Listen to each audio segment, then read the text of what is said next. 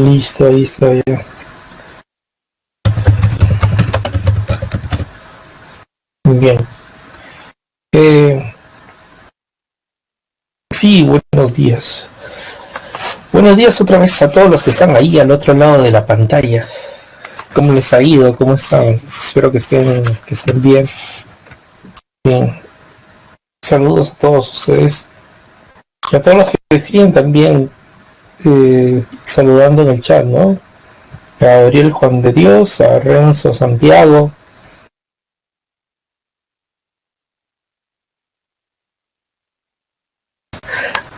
Melanie, Sofía Almendra, Omar. ¿Cómo están todos ustedes y todos los demás que están allí? Un buen saludo para ustedes. Les voy contando que buen día o buenas tardes, Dari. Les voy contando de que vamos a ver hoy la semana número 8, ¿no? Esto es nociología, ¿sí? Vamos a dar cuenta de lo que se trata, ¿no? En principio, tenemos que hacer alusión a que la palabra nociología, ¿sí? Tal como la tiene acá, nociología misma, proviene de las voces griegas gnosis, ¿sí? Es la primera palabrita que aparece importante, gnosis, eso es. ¿Y qué más? ¿Qué significa conocimiento? Y logos, ¿no? La otra palabrita llamada logos. Ambos, por cierto, son vocablos griegos. Y esta palabrita llamada logos hace alusión a teoría, ¿no? Por ello, su significado etimológico es teoría del conocimiento, ¿no? Gnosis y logos, conocimiento y teoría respectivamente. Por eso es que la traducción al castellano, ¿no? La etimología de la palabra gnosología hace alusión a la teoría del conocimiento. Bien. Les cuento lo siguiente, ¿no? Que dentro de la nociología hay varias cosas que se llegan a dar cuenta, todas ellas haciendo alusión a cómo el sujeto conoce y cuáles son los límites del conocimiento humano también. Lo siguiente, ¿no? En cuanto a lo que vienen los elementos del conocimiento, de acuerdo a la posición de la nociología, dice de los elementos del conocimiento hay tres. ¿Y cuáles son los mismos, no? Un sujeto que conoce, denominado técnicamente en nociología como sujeto cognoscente, el objeto el cual es conocido, ¿no? El objeto el cual es conocido, que es objeto cognoscible, ¿sí? Objeto, luego aquí en la cabeza, en la mente, uno termina, ¿qué cosa? Haciéndose una imagen mental sobre lo que uno ha conocido, ¿no? Representación, se llama eso, ¿no? Representación. Sería el tercer factor. Ahora, ¿dónde está el conocimiento, no? El conocimiento está aquí, ¿no? En lo que se denomina la representación o imagen mental del objeto. ¿Por qué? Porque es ahí donde uno puede transformar lo que ha conocido. Por ejemplo, uno siendo sujeto cognoscente puede conocer una manzana. La manzana, cuando uno la plasma como imagen mental en la cabeza, es una representación. Y sí o no, que dicha representación uno la puede transformar. ¿Sí o no? Uno la puede transformar. En efecto, ¿no? Puedes, por ejemplo, decir lo siguiente, ¿no? Una imagen mental de la manzana, cualquier manzana que ustedes hayan visto en su vida. Ahora, haz la alusión que la partes en cuatro, o haz la alusión de que no solamente la partes en cuatro, sino que haz alusión de que la estás licuando, ¿no? Que la estás bebiendo en jugo, ¿no? O que la estás combinando con otra fruta, haciéndola jugo. Tranquilamente puede ocurrir eso, ¿no es cierto? Entonces tenemos esa capacidad, ¿no? No solamente de ser un sujeto cognoscente, es decir, un sujeto que conoce, sino que también conocer objetos y hacernos una representación, una imagen mental del objeto y transformar el objeto aquí, en la cabeza, ¿no? Como un ingeniero, por ejemplo, ¿no? Cuando un ingeniero le dicen en su trabajo, quiero que esta máquina produzca 50% más de lo que me produce. Pago el doble mensualmente, ¿no? Si es que lo haces. Bueno, este tipo de ingeniero llega a su casa y esa noche no duerme, ¿no? Pensando qué mecanismo hay en su mente, ¿eh? Imagen mental, representación mental del objeto de esa máquina. ¿Qué mecanismo le muevo la edad de esta máquina para que me produzca 50% más? Y así yo puedo ganar más dinero, ¿no? Entonces ahí está el conocimiento, ¿no? En la imagen, la representación mental que uno se hace de los objetos, porque aquí es donde uno lo puede transformar, ¿no? Esa es precisamente la posesión de la nociología. Ahora, con respecto a los problemas del conocimiento, existen de dos tipos, ¿no? De la posibilidad, ¿sí? Y de lo que se denomina el origen, ¿no? Veamos con respecto a la posibilidad. Veamos por un lado el dogmatismo en principio, ¿sí? Vamos a ver el dogmatismo. El conocimiento es absoluto, hay plena confianza en las facultades para conocer. Sí es posible el conocimiento del mundo, dice.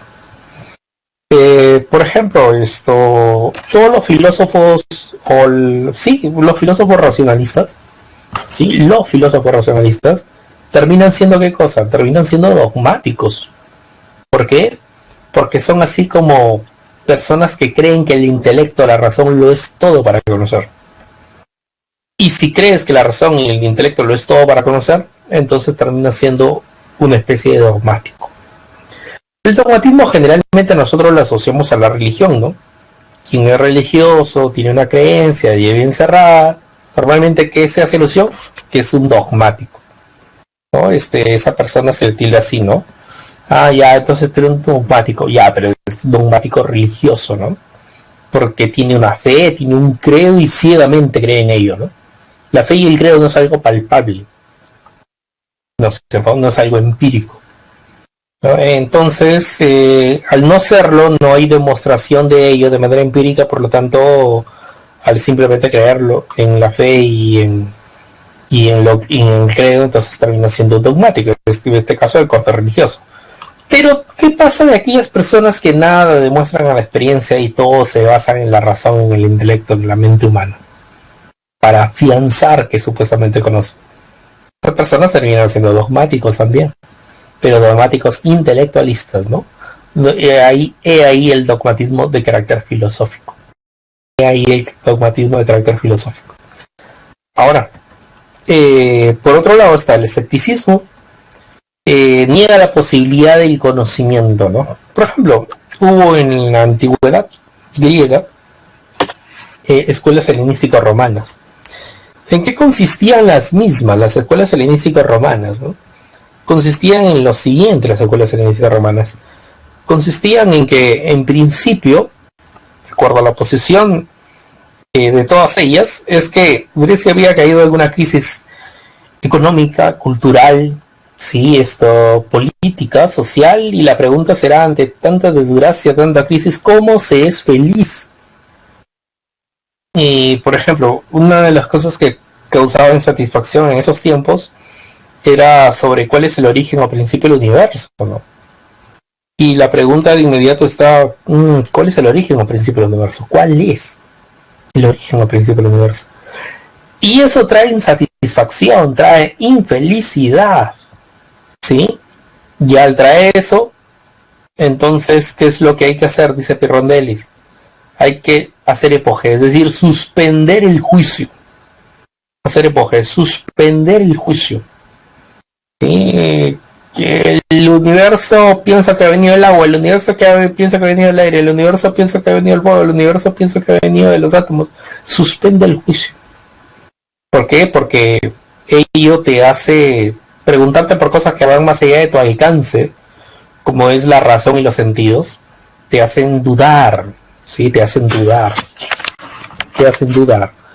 Y te vuelven una persona infeliz, ¿no? Estás con eso de que, ¿de dónde habrá venido todo esto? ¿Dónde habrá venido todo eso? Te causa insatisfacción.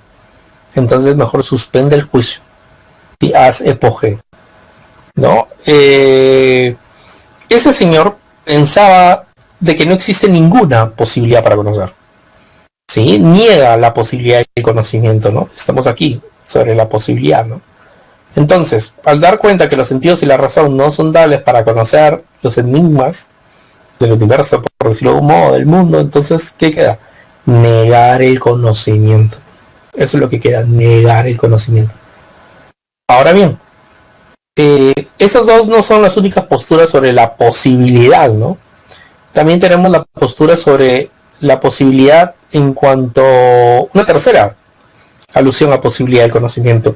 Esto es propiamente lo que se denomina como el criticismo kantiano. Miren lo siguiente, jóvenes. Kant era un convencido, ¿sí? Era un convencido este señor, de que uno conoce lo que se denomina el fenómeno, ¿no? Conoce lo que se denomina el fenómeno, pero no es posible. ¿Qué cosa? Conocer el número, ¿sí? Posible conocer el fenómeno, pero no es posible conocer el número. ¿Cómo está esa figura, no? Bueno, es muy sencilla.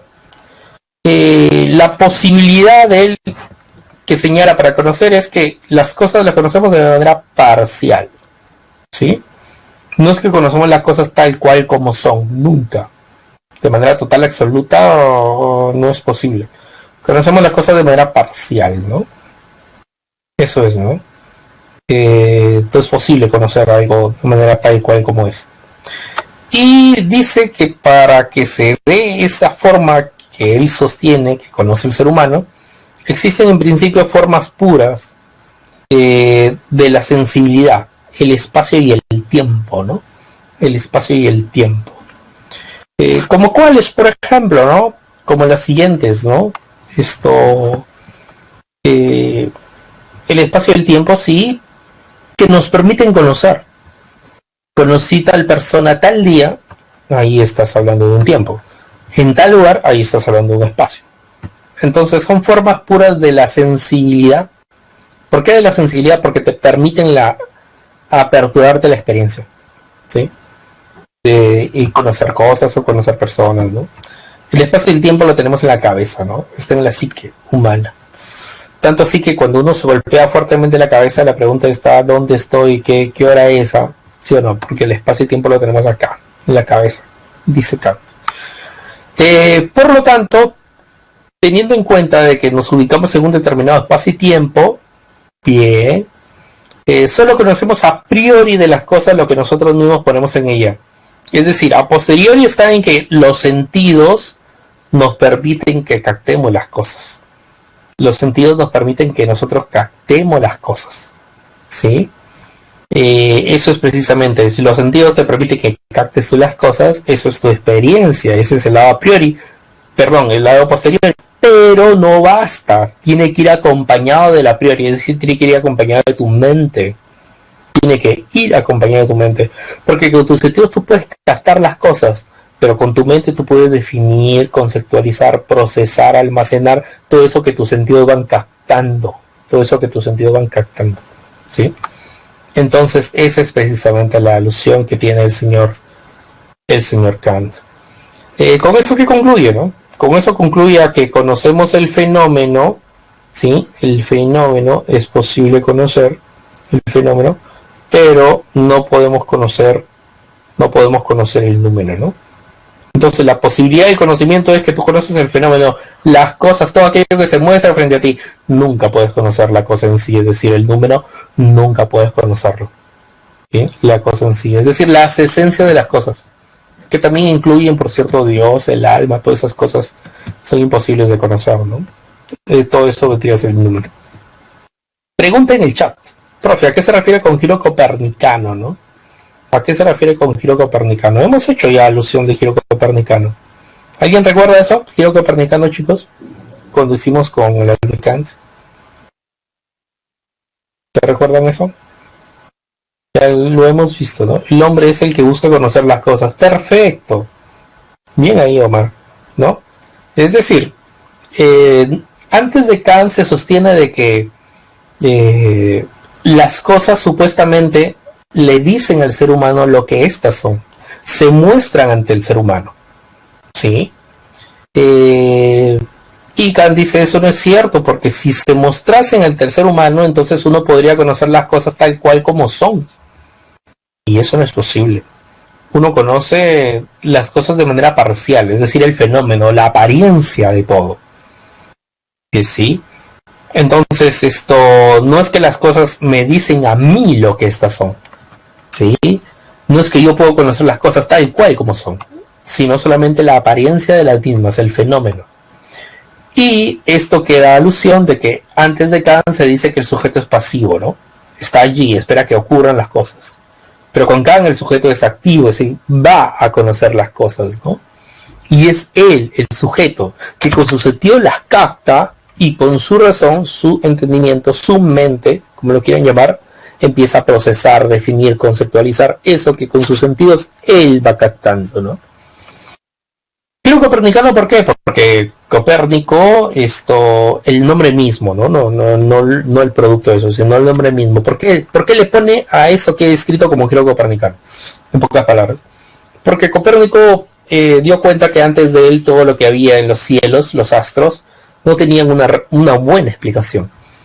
Y más aún asumiendo que la Tierra está en el centro, es decir, que existe un sujeto que es pasivo, es decir, que no se mueve. Y Copérnico mismo señaló, pero ¿qué tal si ponemos la Tierra a girar alrededor del Sol?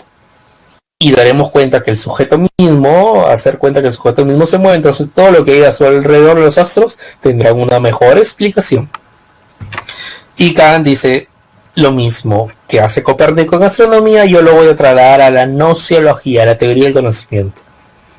Si antes de mí, dice Kant, se está diciendo de que las cosas son las que se dejan conocer por el sujeto, que el sujeto es pasivo, está allí esperando que ocurran las cosas, los hechos, los acontecimientos para conocerlos.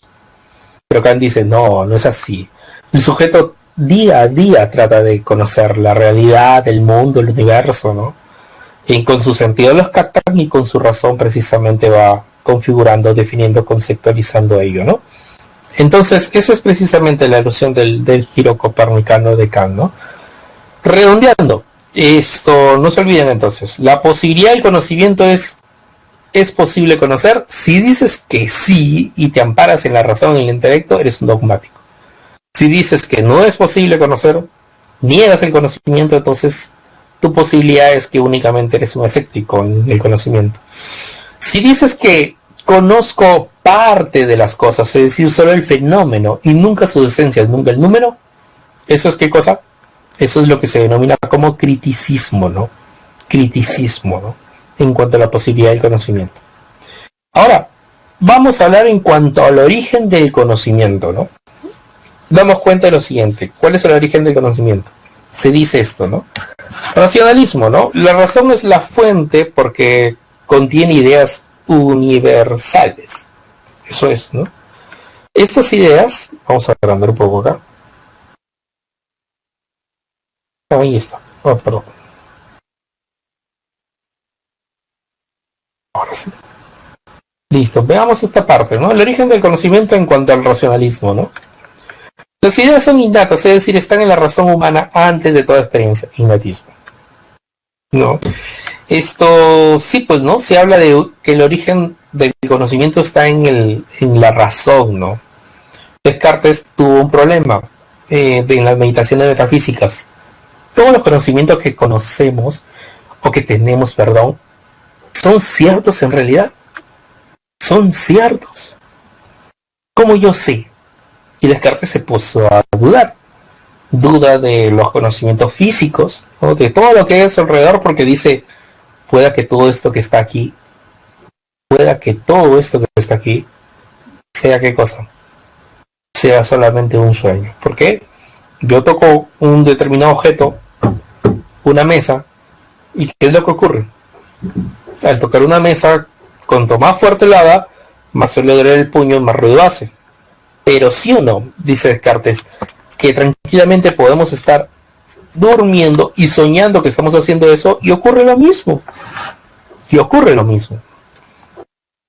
Estoy golpeando fuertemente y duele el puño y tengo la sensación del ruido, ¿no? Que hago al golpear con mi puño la pared.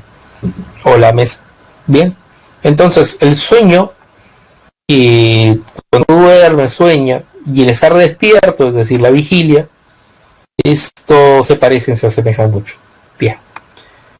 Ocurre también de que él de inmediato pasa a dudar de aquellas cosas, una vez que ha dudado de todo lo que hay fuera de sí, lo exterior, pasa a dudar de cosas que estarían únicamente aquí en la mente, ¿no?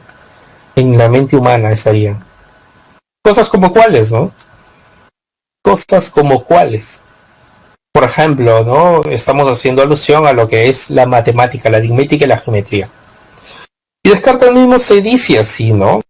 ¿Por qué tengo que dudar de la aritmética y la geometría? Parecen conocimientos tan seguros.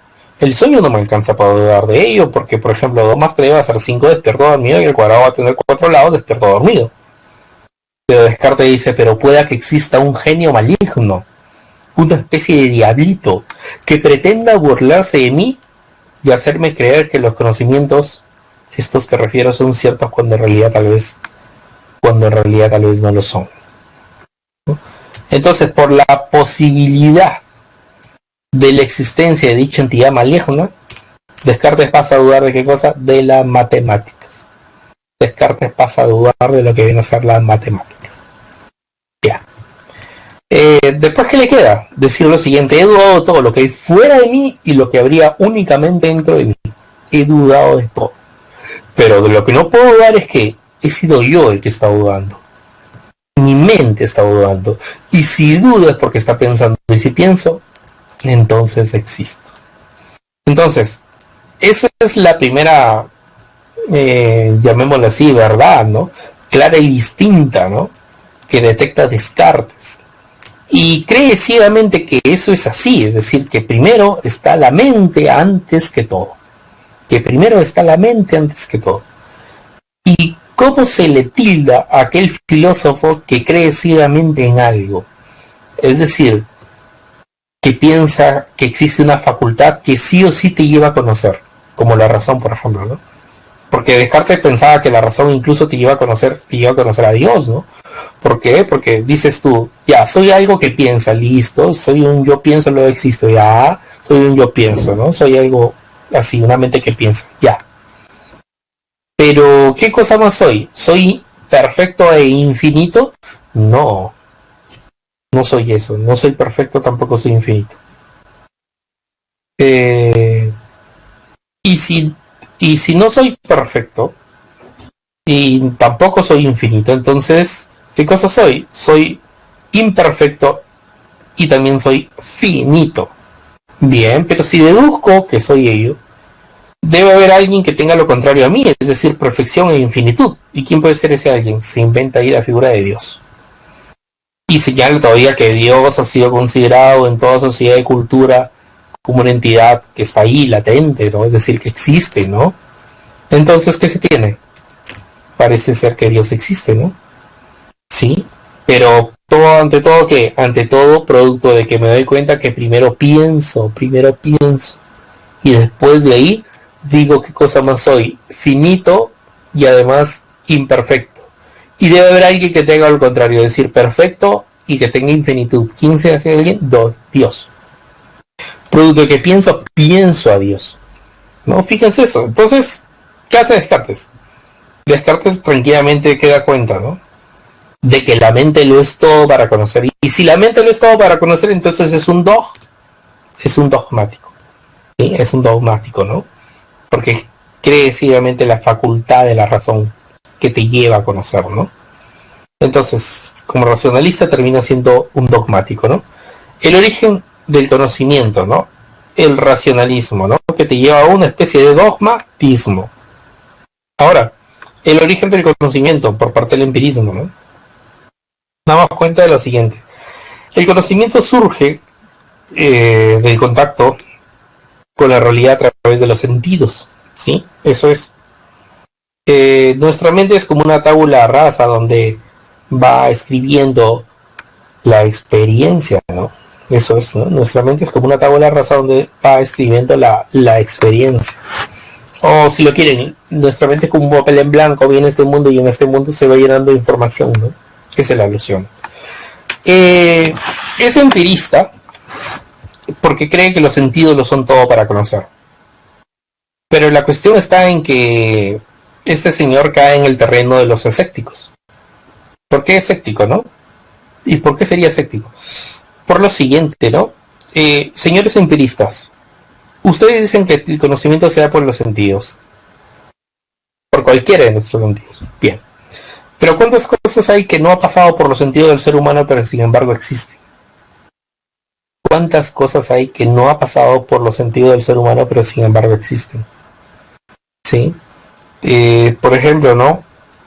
Esto... cuando salió, por ejemplo, la mecánica clásica, ¿no? Las propuestas teorías de Newton, ya se hablaba en principio de geometría euclidiana y ya se hablaba de la posibilidad de que existe otro tipo de física distinta a la propuesta por Newton, que es netamente más casera, ¿sí? Es netamente más casera. Entonces, a partir de ahí damos en cuenta lo siguiente, ¿no? Los empiristas dirían no, pero mientras que no se demuestra otro tipo de física, mientras que no se demuestre una física que actúa netamente en el universo, entonces no existe. Y ya existía, ¿no? El ser humano la descubrió. ¿Quién fue? Einstein. Entonces, a lo que voy es a lo siguiente, ¿no? Producto de que todo lo piensas que puede ocurrir con la experiencia, mediante que crees que todo es con la experiencia, con tus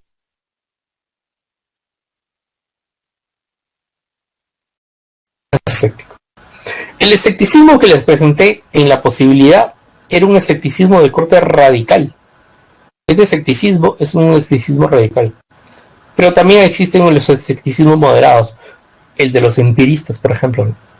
Que te dice todo aquello que pase por tus sentidos es conocimiento.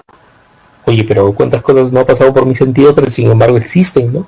Otras personas lo conocen y yo no. ¿Sí? Entonces eso es precisamente la alusión de lo que viene a ser, ¿no? El racionalismo, entonces, como origen del conocimiento te lleva a lo que es ser un dogmático, ¿no? Ser un dogmático sobre la posibilidad del problema. Y el que des cuenta de que la experiencia no es todo para conocer, ¿a qué te lleva? Te lleva a la posibilidad de que admitas una especie de escepticismo, ¿no? Es un escéptico ahí, ¿no? Dentro de caer en el saco de los empiristas. Bien. Y por parte de lo que viene a ser la propuesta de Kant, hace alusión a lo siguiente, ¿no? Que el origen del conocimiento, ¿no? Seguimos haciendo alusión, el origen del conocimiento son tres, ¿no? El racionalismo, el empirismo y ahora vamos a hablar del criticismo, ¿no? En la forma como el ser humano conoce. El problema de la posibilidad, ¿cuánto sea? Era dogmatismo, escepticismo y también criticismo en cuanto a la posibilidad de conocer, ¿no? En los límites siquiera del conocimiento. Pero cuando me hablan en cuanto a origen, en cuanto a bases, estoy hablando precisamente de esta parte, ¿no? De lo que viene a ser la base, el fundamento que nos lleva a conocer. Bien. Y para acá existe dos, ¿no? Sensibilidad y entendimiento. Con tus sentidos tú captas las cosas y con tu entendimiento vas procesando, definiendo, conceptualizando, almacenando aquello, ¿qué cosa? Aquello que con tus sentidos tú has ido captando, ¿no? Entonces tus sentidos captan y tu mente va procesando, definiendo, conceptualizando. Una cosa importante que menciona Kant es que los objetos nos vienen dados mediante la sensibilidad. Es decir, los objetos son captados por tus sentidos. Y esto, los sentidos, es la única que nos suministra intuiciones a nuestra propia persona. Por este medio del entendimiento, los objetos son en cambio pensados y de él proceden los conceptos. Es decir, insisto con la idea, ¿no? Captas los objetos con tus sentidos y tu entendimiento, tu razón, empieza ¿qué cosa? A pensarlos, ¿sí? Empieza a conceptualizar eso que tú tienes al frente y que tus sentidos han ido captando o que van captando. Bien. Y por eso es que considere lo siguiente, las intuiciones, es decir, lo que uno capte con los sentidos, ¿sí? Esos mismos, sin conceptos son ciegas. En pocas palabras, si tus sentidos captan algo, pero no hay mente, no hay razón, no hay entendimiento que configure, almacene, ordene, entonces tus sentidos terminan siendo ciegos. O sea, como que vas así, ¿no? Vas así a tientas, ¿no? Vas así a tientas, ¿no? ¿Por qué? Porque no tienes tus sentidos captan, pero no hay nada acá que almacene, ¿sí? Entonces, esa es la alusión de las intuiciones sin conceptos son ciegas. Los conceptos sin intuiciones son vacíos, es decir, ¿de qué sirve que únicamente tengas mente, que tenga razón, si no tiene sentidos que lleven información a tu mente para que configure, conceptualice, defina esta? ¿Sí? Entonces, esa es precisamente la alusión que se tiene por parte del origen del conocimiento en cuanto a Kant. ¿Sí? Del origen del conocimiento en cuanto a Kant. Entonces, el origen del conocimiento se da por la sensibilidad y el entendimiento. Los sentidos y la razón, si lo quieres. Ambas cosas a la vez. Bien. Ese es el origen. Y si crees en eso, entonces te lleva a qué cosa? A admitir que existe la posibilidad. ¿Cuál posibilidad? Que conoces el fenómeno y no el número. Te genera un problema, ¿no? El problema de la posibilidad, ¿no? El creer que el origen se da, el que el origen del conocimiento se da en los sentidos y la razón, ¿sí? Entonces te lleva a la posibilidad del conocimiento. ¿Cuál? Admitir que conoces el fenómeno y no el número. Igualmente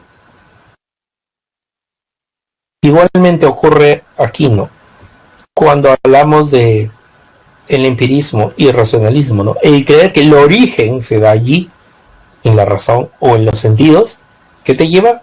Te lleva también a lo que se denomina ser un dogmático, si es que eres racionalista y crees en la facultad de la razón ciegamente que te deja conocer cosas.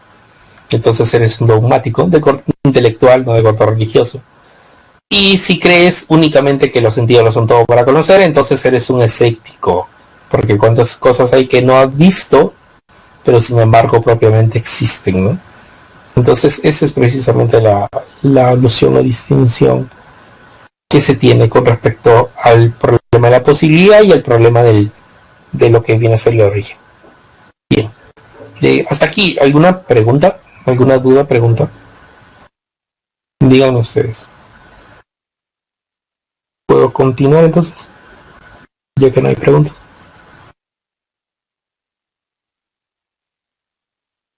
Bien. Oh.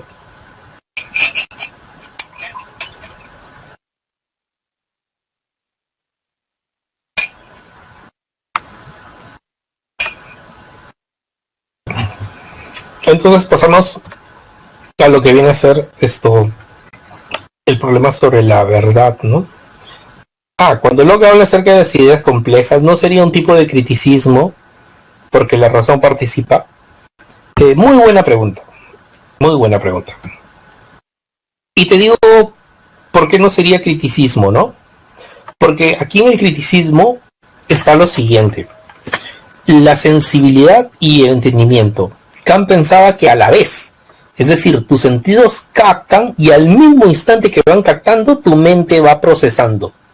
Y tu mente va definiendo, conceptualizando eso que tus sentidos van captando.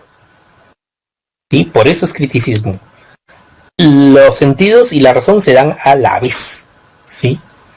No obstante, en el caso de John Locke,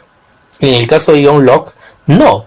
¿Por qué? Porque en el caso de John Locke, tus sentidos captan y tu mente es pasiva.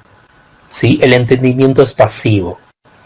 Y después que uno ha captado las ideas simples, producto de lo que ha captado nuestros sentidos, nuestra mente empieza a almacenar ideas simples y después uno empieza a trabajar las mismas y las convierte en complejas. Entonces hay pasos, ¿no? John Locke jamás dice de que tus sentidos captan y al mismo instante tu mente, tu razón procesa. No. Lo que dice es que captan, tus sentidos captan y se configuran ideas simples. Y a partir de ahí es que la mente, después empieza a trabajar las mismas, fusionarlas, haciendo así ideas complejas, ¿no? Entonces hay una distinción, ¿no? Hay una distinción ahí. De nada. Las ideas complejas venían de la experiencia interna, creo, ¿no? Claro, sí, ¿no? Exacto, ¿no? Las ideas complejas, que solamente son producto ya de tu imaginación misma, ¿no? Tu entendimiento ya empieza a trabajar ahí. Pero fíjate esto, ¿no? Primero tú captas y el entendimiento no interviene para John Locke. Y después que has captado, vienen ideas simples que él llama de lo captado, y tu mente empieza a configurar las mismas recién, ¿no? Como segundo paso, de manera posterior, ¿no? Y entonces esas ideas, en efecto, ¿no? Vienen de la experiencia interna. ¿Por qué? Porque existe una, que parezca increíble, ¿no? Una experiencia de corte interno. Una vez que mi mente da cuenta de que ha captado ideas simples, tiene experiencia de las mismas, entonces empieza ya a mezclar, ¿no? A unir, ¿no? A fusionar, ¿no? Entonces eso es lo que se llamaría en este caso de experiencia interna, ¿no? Una especie de experiencia interna, ¿no? Eso es precisamente la evolución. Bien. Ahora, si haces alusión a experiencia interna en cuanto a Hume, es distinto, ¿eh? En cuanto a Hume es distinto. Porque recuerda que en Hume tienes impresiones sensibles que te llevan a tener ideas. El haber estado en el teatro o al haber estado en el estadio. Entonces, producto de haber estado alguna vez en esos lugares, ahora ya tengo una idea de lo que son esos lugares. Y por otro lado están las experiencias internas, es decir, las sensaciones de reflexión, como la tristeza y la alegría, por ejemplo, ¿no? Y que producto de que alguna vez me dieron un regalo en mi cumpleaños, entonces yo tengo ahora la idea de lo que es la alegría, producto de haber recibido un regalo en cumpleaños. O si alguna vez perdí a un familiar, entonces eso me puso triste, ¿no? Ahora ha pasado el tiempo y tengo la idea de lo que es la tristeza, producto de haber perdido un familiar, si alguna vez ocurrió eso en mi vida, ¿no? Alguna vez un familiar perdí y me dejó triste eso, ¿no? Entonces, impresiones de sensación, ¿no? Impresiones de reflexión. Impresiones de sensación son experiencias externas, impresiones de reflexión son experiencias internas. Ambas terminan dándote ideas a ti. Ambas terminan originando en ti las ideas, ¿no? Esa es la posesión, entonces, en cuanto a David Hume también. Está bien, avancemos. Ya, el problema de la verdad. Uno de los aspectos importantes que trata la nociología es sobre el problema de la verdad, ¿no? ¿Cuáles serían los mismos, no? ¿Cuáles serían los mismos? Por ejemplo, verdad por correspondencia, ¿no? La correspondencia con un hecho constituye la naturaleza de la verdad. Decir de lo que es que no es, o de lo que no es que es falso, ¿no? Mientras decir de lo que es, y de lo que no es es verdadero. En pocas palabras, vamos a traducir eso.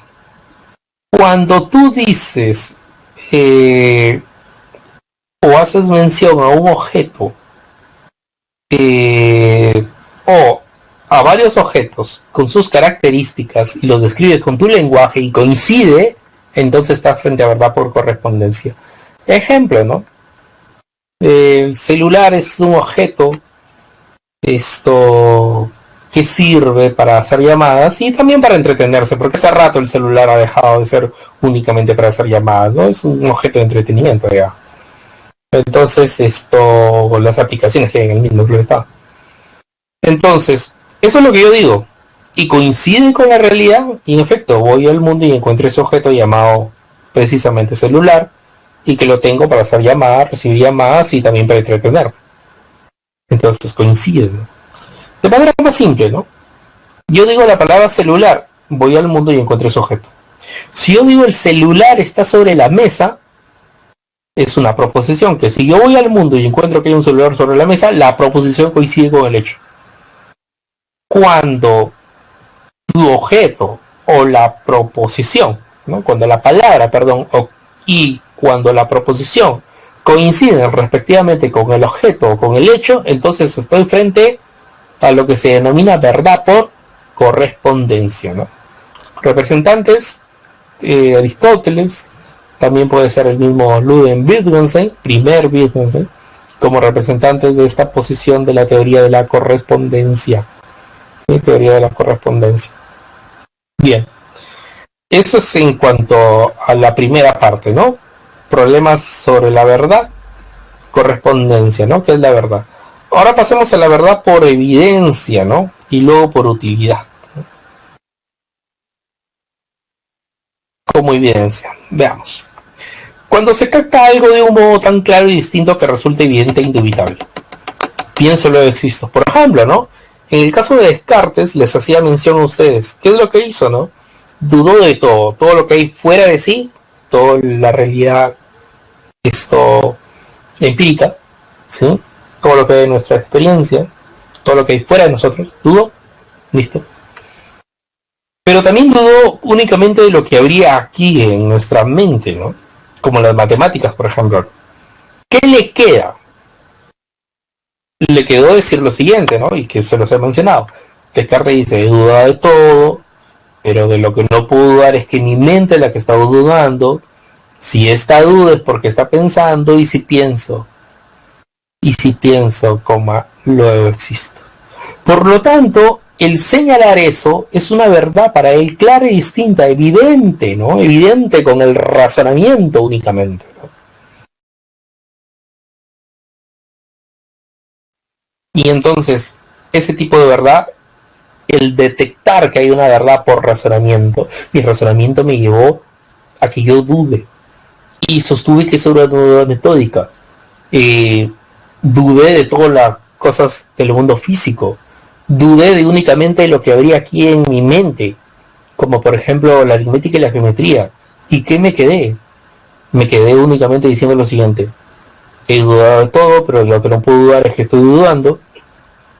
Si mi mente duda es porque está pensando, y si pienso, lo existo, ¿no? Entonces, esa es precisamente la posición de Descartes, ¿no? Existe una verdad como evidencia, ¿no? Como el razonamiento, como el yo pienso, ¿no? Como el pensamiento, ¿no? Eso es precisamente una verdad por evidencia desde la posición precisamente que tiene Descartes, ¿no? Y por otro lado, existe la alusión que se tiene con respecto a lo que es verdad como utilidad. Cuando hablamos de una verdad como utilidad, también conocida como una verdad de corte pragmática, ¿eh? Sí, también se le llama así. Sí. ¿Por qué? Para empezar, estas verdades son de carácter contextuales. ¿Sí? Lo verdadero es solo el recurso de nuestra forma de pensar, así como el derecho es solo el recurso de nuestra forma de comportarnos, ¿no? Es contextual. Se contextualiza, ¿no? Según los beneficios que se puede extraer de un enunciado, de un lenguaje, ¿no? Ejemplo, ya hicimos alusión a ello la semana anterior cuando vimos la argumentación. Una argumentación de corte pragmática obedece al contexto. ¿Sí? Eso es en cuanto a argumentación. Y en cuanto a verdad, en nociología también. ¿Sí? Es similar. Por ejemplo, ¿no? Les hacía mención, ¿no? En el contexto de la gente que va por carretera, las señales de tránsito, sí o no, son útiles. Es una verdad por utilidad, de corte pragmática, porque ayuda a qué cosa, a la gente que va por carretera, ayuda a ubicarlas, ¿no? De manera directa, ¿sí? Los hace ubicarse, ¿no? Hay letreros que dicen camino sinuoso de curvas, ¿no? Entonces, ¿qué tienes que hacer? Bajar la velocidad, si no te arrancas. O hay letreros que dicen peligro, ¿no? Zona de derrumbes, ¿no? Tienes que hacerte hacia un lado con el auto, ¿no? O con lo que estés manejando. Porque si no te puede caer una roca o pequeñas piedras en el parabrisas y te hace perder el control y terminas en accidente, ¿no? Entonces, eso es, ¿no? Las señales de tránsito terminan siendo verdades por utilidad o pragmáticas. Son enunciados de ese tipo. ¿Por qué? Porque en el contexto de la gente que maneja en carretera es beneficioso, ¿no? ayuda precisamente a dirigir la gente que va en carretera. El otro ejemplo, los enunciados de la Biblia, ¿no? Sí, porque estamos haciendo alusión del lenguaje.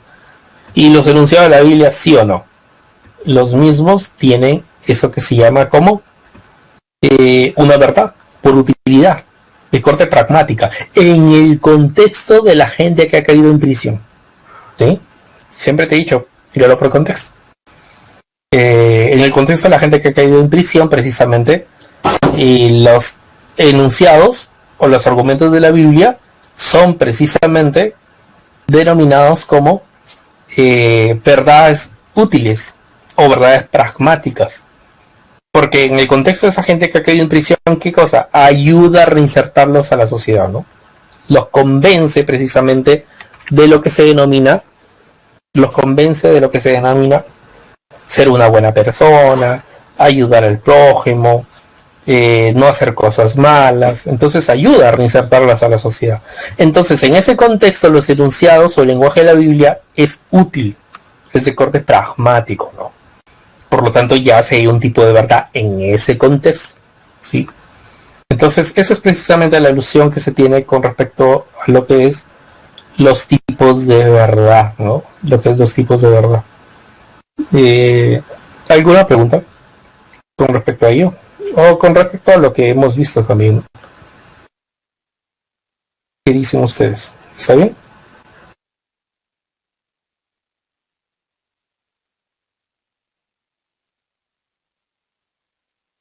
A ver.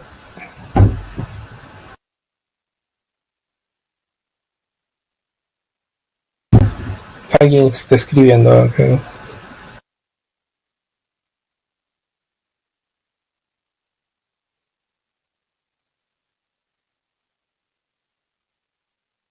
Esperemos, alguien está escribiendo. ¿Podría volver a repetir la verdad como correspondencia, por favor? Sí. Fíjate en lo siguiente. Cuando el lenguaje, cuando un enunciado coincide, o una palabra coincide con los objetos o con los hechos. ¿Sí? Eso es, ¿no? Por ejemplo, cuando yo menciono lo siguiente, ¿no? Sofía Almendra ha hecho una pregunta en el chat. Entonces eso es un enunciado, ¿no? Es un lenguaje. El cual va a ser verdadero si voy al chat y me doy cuenta de que Sofía Almendra ha escrito una pregunta. Y entonces, ¿coincide el lenguaje con el hecho o no? Sí. Entonces, frente a eso estoy frente a una verdad. Verdad por como correspondencia. ¿Sí? Eso es, ¿no? Eso es precisamente. Por ejemplo, la Universidad de San Marcos está entre Venezuela, ¿no? Como universitaria, ¿no? Aproximadamente, ¿no? Venezuela como universitaria, ¿no? O tiene límites entre Venezuela y la Avenida Colonial. Eso es un lenguaje, ¿no?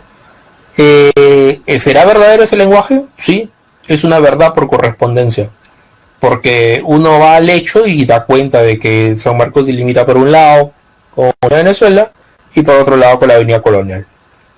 Es verdad por correspondencia tu lenguaje que estás mencionando. Entonces, eso es precisamente verdad por correspondencia, cuando el lenguaje coincide con el objeto o con el hecho mismo, ¿no? Esa es precisamente la alusión, ¿no? Bien. Bien. Esto paso a la siguiente diapositiva para mostrarles las llama evaluación y inicio la encuesta de hoy. ¿Dónde están los otros 8? ¿Dónde están los otros 8?